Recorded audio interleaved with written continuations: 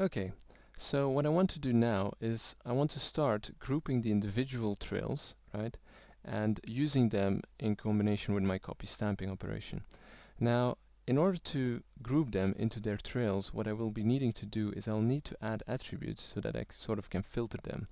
And the way to add these attributes will be at the right position in my network. So if I just make a little bit of space to add these attributes, right? Right. I want to add them before the pop network so that when they are created and they feed down into the pop network, they will be inherited by all these particles, and then later on I can use them, you know, to kind of use them inside of a partition sub, and then sort of use them with the copy stamping. Okay, so let's add a new attribute. I'm going to attribute create, and the kind of attribute that I'm going to be using, right, is the primitive numbers. So as you can see over there, every line has got a primitive number associated with it, and I'm going to be using that number. I'm going to sort of pass this primitive number onto the points that make up the line, and those points will then sort of, you know, inherit that number over there into the popnet, and I'll be using that number there. So let's give it a new name. I'm going to just change this, and I'm going to call it primnum. Primnum is going to be a primitive attribute, and I'm going to change this to be $PR. Again, it doesn't need to be float precision, integer is fine. And let's have just a quick look in the spreadsheet, right? At the moment I'm looking at the point attributes. I'm going to change this to the primitive attributes, and there are the attributes for primnum, or sort of for the primitives. So as you can see, they're just, you know, nicely being created and passed on. That's good. So what I'm going to do now is, in order to change this from being a primitive class, I'm going to promote the attribute primnum. So I'm going to say attribute promote, right? And I'm going to promote this attribute from being a primitive attribute to being a point attribute. So that's fine. Original name will be primitive num, right? And I'm going to say the promotion method will not be average but will be maximum. Change new name, and I'm going to call this pt prim as such. So now if I take a look in my spreadsheet, of course the primitive attribute is not there anymore because it's being deleted, delete original. But if I check my point attributes, right, then you can see the new point attribute pt prim 0 and 0, because the first point, which is point 0, and the second point, which is point 1, both are associated to the same line, which is both, you know, point primitive number 0. Okay. Now that I have this, right, and this will feed down into my pop network, obviously rewind the pop network in order to sort of, you know, bake through, just making sure that it all comes through. Let's have a look. There we go. There's the point primitive attribute. Notice well that, you know, it is only one, so it's a scalar value. It's not a vector. This will become important when we access the attribute, right? And that will be in the next step. So what we're going to be doing now is we're going to start grouping them based upon this attribute. So in order to do that, I'm going to use a partition sub. The entity that I want to group are the points, so I'm going to change this to points, and I'm going to start saying trail group, right? So this will be the base name, right? And now I'm going to start making it individual. So the way to go about individualizing this, and these are backticks by the way, because I'm going to use an expression in this. Yeah? The expression that I'll be using is point, right? So I want to go up to my popnet and start using that pt prim attribute that we've just created. So go to the popnet. So as you can see, string float, string float. So first of all, string will be where is it. I want to go to popnet 3. Then the float will be the point number, so $pt. I want this to be true, or sort of I want this to be sort of for every point number. The next one will be the attribute, so that will be pt prim, so that's our point attribute. And then basically will be the index of the attribute. So if it would be, you know, if it would have been a vector, it would have been, you know, one of the components, but since it's a scalar, we're just using 0. Okay. So let's have a look what that did. Right. So hope you can see it. over there we can see 13 points have been generated, right? So 600 points in the even group, which is to be expected, 1200 by half of that. 100 points in this one, 100 points in that one, 100 points and so on. But notice that these tail groups have got numbers on the end, right? So 0, 1, 2, 3, 4 and whatever, 11. So that will correspond to the numbers that we've, that we've sort of generated there. So there must be like, see, there's number 11, so that will be sort of the last one, which is fine. Okay, so now I want to start creating my my copy stamping operations. So after this, I'm going to start deleting and creating. So delete first of all. What I want to start deleting is I want to start deleting points, right? And I'm going to put in the groups. So say if I just select one of my trail groups in there, trail group 0, and I just say delete selected, and I'm going to change this to points, and let's have a look at what is going on there.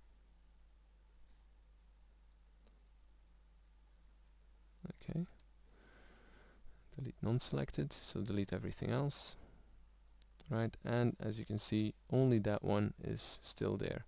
If I now change this number to 1, it's a different one, right? And so we can change this number over there, right? And we can do that with copy stamping. So let's add a copy to this, right? Okay, let's have a look. First of all, I'm going to sorry, I'm going to turn off my display flag because that will start to give problems as I continue filling this up with the number of copies. How many copies do I need? Well, I know I will be needing about 12 because my primitive number was 11, but in order to find that out a bit better, what I can do is I can use an expression which is, I'll just quickly bring that up, is the point group mask. So just in a text export, if you just type in xhelp and then point group mask, right? Then the one that I'll be using over there is basically this one. So it requires a subpath and a pattern, right? So what I'll be using is I'm going to give it whatever my partition is doing, and I'm going to say use group with a star. So I'm going to use trail group with a star so that it doesn't care about 0, 1, 2, 3 and whatever. And this will basically returns, like it says over there, the names of all the point groups in the specified sub. So what will happen is I will get a string back, and I'm going to count the arguments in that string. Alright, so first of all, let's put that in there. So let's say point group mask, right? And I need to go up to check my partition 1. Yeah. So I need to go up and say use partition 1. Okay, and I'm going to start querying for trail grp star, right? So this will basically use all my trail groups. Anyway, this will try to go up there and start evaluating it, but obviously this is not enough because this will return a string and it cannot interpret the string. So I'm going to put the another expression around this, which will be argc, and this will just count all these groups that sort of start with trail group, right? So let's have a look. So like I said, this is 12, but as we change stuff above in the network, this will just nicely feed down and adjust and update. Okay. Alright, so again, like I was saying, stamping, so stamp the inputs, turn that on, turn on copy num, and let's use $cy, which is the copy number. We're not using any template, so no $pt in there. Okay, and this is going back up the network. Now what I want to do is I want to use sort of that expression, sort of to delete every individual group that I don't need. So I can actually just copy this entire thing, copy this, go to my delete, and let's just put that on there. Yeah? Let's put it there. But instead of doing it as such, I want to return an argument, yeah? And I'm going to use the arg expression, which will basically return one of the arguments that was returned from that string. So what I'm going to do is, so say like 0 for instance, And also I need to use backticks in order for it to evaluate properly. So let's have a look there. And what's going on there? There's some kind of error going on. It's just feeding through. So as we can see now, if I just bring up an expression, what is going on? This is returning a string, right? So this is a separated string of trail group _0, trail group _2, 3, 4, whatever. What I'm doing is I'm using this 0 in this case to select the first argument of this string of arguments, right? And that is through the arg expression. Now if I want to start changing this, so if I just close this and I'll just move this out of the way a little bit, so I've got this number separate, I can start using my ladder and up this, and as you can see in my viewport, I'm now cycling through the different trails. Okay, that's all very useful, but I want to automate this. So again, what I can use is I can start using the stamp expression inside of there as well. So let's just separate this a little bit and say stamp. Okay, I'm going to go down to my stamp, which is located, if I just look in my network, underneath there. So it is copy 2, right? So there's to make sure, copy 2. The attribute I need will be copy num, and if it is not there, just use -1. Okay, that's fine. And apply this, accept it. Okay, and let's have a look what this does. So this is starting to generate, right? This is starting to generate the individual trails. So let's just turn it to smooth shaded, right? Okay, so basically that is the basic nature of the proceduralism. Now what we can do about these trails to randomize them a bit more is we can give them different scales. Now the different scales will be handled basically not over there, but they will be handled all the way at the top.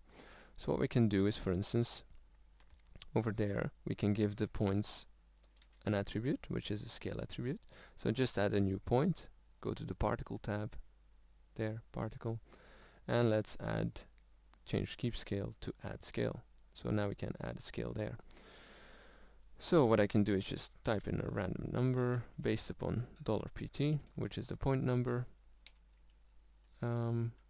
Maybe make a bigger offset between them, and let's make sure it's not going to 0 either, so let's make this slightly bigger, so so the minimum will always be 0.2, the maximum in this case will be 1.2. And let's have a look at what kind of trails we are getting.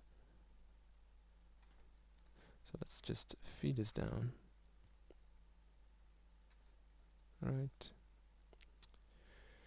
Now the difference are very minimal, so maybe we should improve a little bit on that expression and just say ×2 over there as well. And let's have a look. Okay, so now we can definitely see that there are some big trails and there are some small trails. Yeah? Now the reason why they are so close together is because of the way that this transform sort of happens. There are just I mean, as soon as you change this transform, you can kind of start changing that. Alright, so let's have a quick render of this this specific shot. Let's just choose mantra 1, so exactly the same render as we previously had. Nothing should have changed except for multiple trails rather. So this is seen from camera 1, I believe, right? But the nice thing is, if we just choose a few frames, you'll get the sort of mixture, the blending, And the nice thing as well is that we can use this now, so this could be used for motion graphics. We can use this on particles as well. At the moment it's actually being used just with spheres, and we're just adding that, that attribute to it. If you want to go a bit beyond, you can start grouping them together in specific ways, maybe based upon the normals or stuff like that. Say, I'll just throw that in as a quick little extra example. It doesn't really matter, but so basically if you say a facet would pre-compute normals, there will be a normal attribute added. Yeah? If I then just say group, right, and I'm going to use the points, group the points, I'm going to use a quick expression on this, and I'm going to say use the normal and the y attribute of the normal, right? And I'm going to say if this y attribute is bigger than 0.5, which basically sort of tells it if this attribute is pointing upwards, right? So in this case, these 3 points, if you start lowering this number, yeah, so something like that, you can start to see more points will be selected. You know, this is a little bonus, you know, it doesn't need to be done, but you could just say top grp, top group, call this $1 OS, yeah, and then this will feed through into the copy, right? And say if you just wanted the top ones to be, then you can just put this inside of your template, top group, right? And now only the top ones will have sort of trails, yeah? So that could be interesting. I don't know if, you know, if you need that. Say that an object is sort of a sphere and it's facing the camera, then you can automatically, you know, make a new vector attribute and instead of the normals, or point the normals towards the camera or something like that, and you know, base that to, you know, to select the points that face the camera. In later examples we'll go into dot products and cross products, and then you really start to understand how these vectors can help you to sort of simulate trails that, you know, point towards the camera, or that are generated from points pointing towards the camera. But now let's just bring in a pop network, yeah, and I'm going to add a switch into this, so that I can basically switch between using the pops or using the object. So I'm going to dive inside of my pop network, and I'm going to lay down a location. So I've got some particles being generated. The only thing is I don't want that much, so I only want once, so $ff equal to 1, so only at frame 1. Say let's generate 20 particles, and I don't need a constant activation, and that's fine. So if I just play this back, bam, there's a few, that's fine. Let's add a force to them. Oops, a force as such. I'm going to give it a low frequency, so it's kind of slow. I'm going to give it some amplitude, so something like 4 will do. And let's give it a little bit of offset so it moves over time. So this is just, let's copy that channel, copy that parameter, and paste it inside of the others. There, and paste it there, right? So now these particles should start to sort of, you know, move and swing around a little bit, you know, as such. That's all fine. Now one more thing that I want to add, just like I did with my points, I'm going to add a property to this, which will be the scale. Yeah? So if I go to the MISC, then just go to uniform scale, enable it, and let's add a uniform scale. Now one of the things that I can do is just use the ID, so it's just rand $ID. So this will generate a number between 0 and 1, and again, you know, up it a little bit. You can also make it go, you know, so that it grows, but this is, you know, completely up to you. Just use a fit function for that, so something like as a multiplier, so fit, and we can use $t in this case. You could use any particle attribute, really, you know, life or something. So say between 0 and 5, yeah, so 5 being sort of 150 frames. I want this to grow from very small to something like 2. And actually, let's take that out of there. Let's just make sure that they always start at 0.3, right?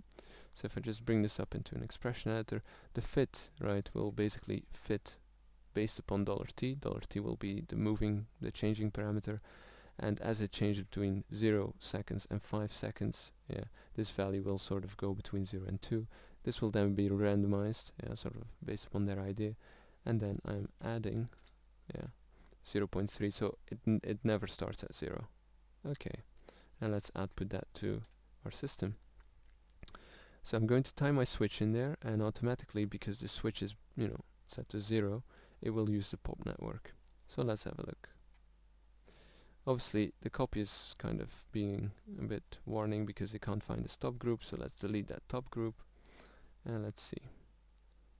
And there we go. We've got some action going on. This is basically based upon the particles now. Yeah, so now the particles are driving this, and I'm sure that now you can start to see all kinds of motion graphics explosions going on, or all kinds of cool looking, you know, all kinds of cool looking effects sort of based upon this kind of system now that it's completely procedural. So let's do a quick render of this. And that should conclude the end of this lesson then. So let's have a look. There you go, completely nice, sort of linty. Could combine this with particles and fireworks, or whatever you want really. Okay, so I hope you enjoyed this lesson, and that's it.